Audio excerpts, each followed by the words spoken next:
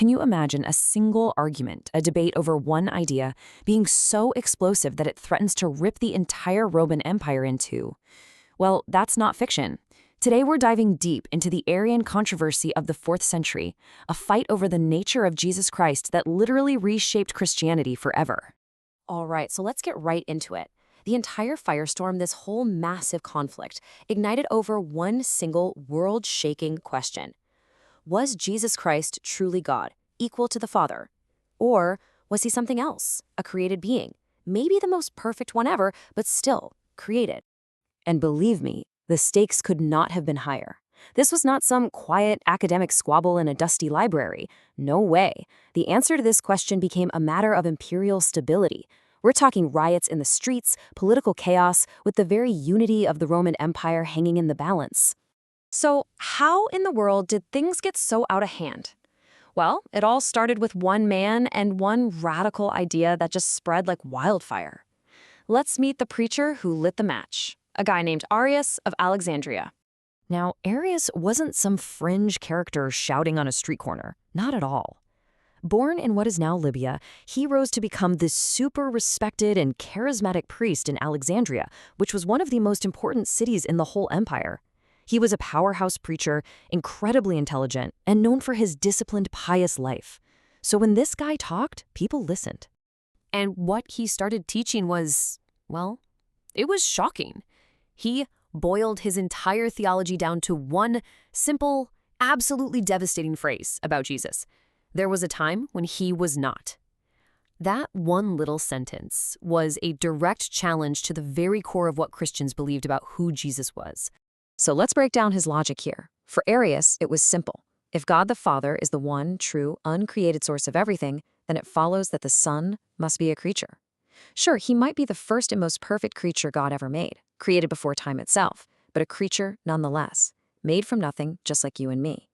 And if he's a creature, Arius concluded that he has to be fundamentally different, alien even, from God. Now, here's where it gets really fascinating. Where did Arius get this neat hierarchical framework? It wasn't just from reading scripture. He was heavily influenced by Greek philosophy, especially Middle Platonism. You can see the parallel right here. At the very top, you've got the supreme, untouchable being, the monad, which he saw as God the Father. Then there's this secondary creator in the middle, the demiurge, which for Arius was Jesus. And then at the bottom, there's the rest of us, the material world. He was basically trying to make Christianity make sense to the intellectual world of his day. An idea this explosive wasn't going to stay behind church walls. Oh no, it spilled out into the streets, into the markets, and eventually it reached the ears of the most powerful man in the world, the Emperor Constantine. And frankly, he started to panic. You have to put yourself in Constantine's shoes. He had just taken a massive political gamble by legalizing Christianity. His whole vision for the future was built on the idea that a single, unified church would be the glue that held his newly unified Roman Empire together. The absolute last thing he needed was for his chosen religion to shatter into a million warring pieces.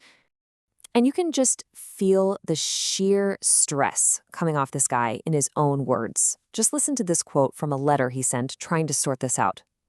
"Give me back my days of calm, my nights of security." He even says he was so upset he had to put off a military campaign. For Constantine, this wasn't just some theological headache. It was a full-blown political crisis, threatening everything he'd built. So what's an emperor to do? His solution was bold and it was completely unprecedented. He decided to use his imperial power to call a massive, empire-wide summit of bishops to come together and settle this debate once and for all. The goal? Force a decision, restore unity, and save his political project. And that brings us to the main event, the First Council of Nicaea, in the year 325. This was it, the ultimate theological showdown, with hundreds of bishops from all over the Roman world gathering to confront Arianism head-on. The verdict? It was decisive.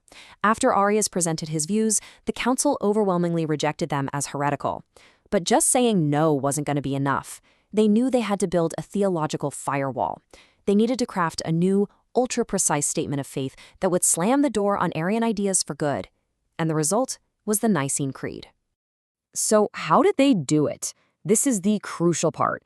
They inserted 4 very specific phrases into the creed. Think of them like theological missiles, each one aimed directly at a core part of Arius's argument. They declared the Son was from the substance of the Father, that he was true God from true God, that he was begotten, not made, and finally, the absolute knockout blow, that he was of one substance with the Father. Now that distinction between begotten and made can sound a little confusing, I know, but the 20th century writer C.S. Lewis came up with this brilliant analogy that makes it all click. He said, "What God begets is God, just as what man begets is man. A father has a son, they share the same human nature." But Lewis continues, "What God creates is not God, just as what man makes is not man. A sculptor makes a statue. The statue isn't a sculptor. That's the difference. Jesus wasn't made like a statue. He was begotten like a son." All of this debate, all this politics, all this philosophy, it all came down to a single climactic word.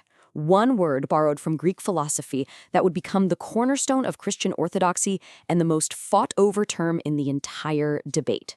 And that word was homoousios.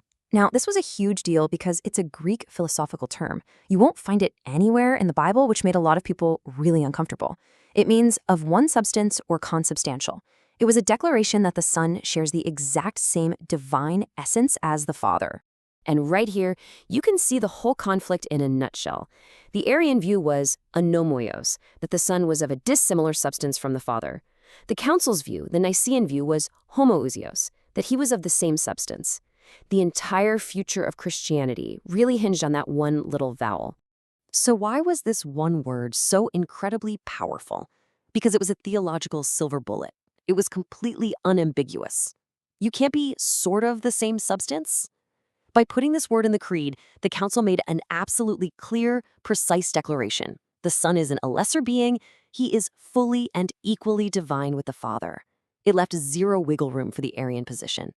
So, what was the long-term impact of this epic showdown? Did one word really change the world? Oh, absolutely. Let's take a look at the legacy.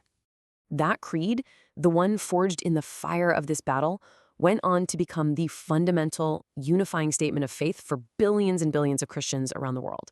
Catholic, Orthodox, Protestant, you name it. For almost 1,700 years, it has defined what it means to be a mainstream Christian, and it's still recited in churches every single week. But the story of this controversy is even bigger than just one religion.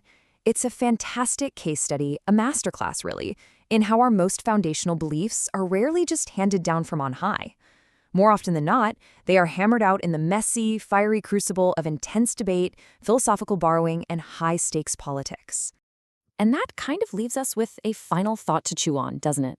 This whole story makes you wonder how many of our own deeply held beliefs, whether they're religious or political or personal, were shaped not in some quiet moment of private revelation, but were actually the outcome of some long-forgotten, fierce, and messy debate.